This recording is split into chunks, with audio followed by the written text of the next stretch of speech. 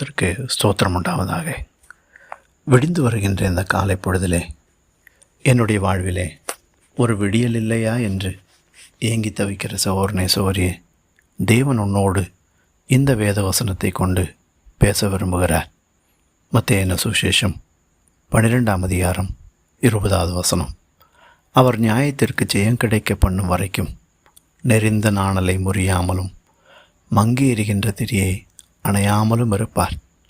நெறிந்த நாணலைப் போல மங்கி எரிகிற திரியைப் போல ஒடுக்கப்பட்ட நிலைமையிலே வாழ்ந்து கொண்டிருக்கிற சகோதரனே சகோதரியே, ஆவியிலே, மனதளவிலே, சரீரத்திலே ஒடுக்கப்பட்டிருக்கிற உன்னை அவர் தம்மண்டையிலே அழைக்கிறார்.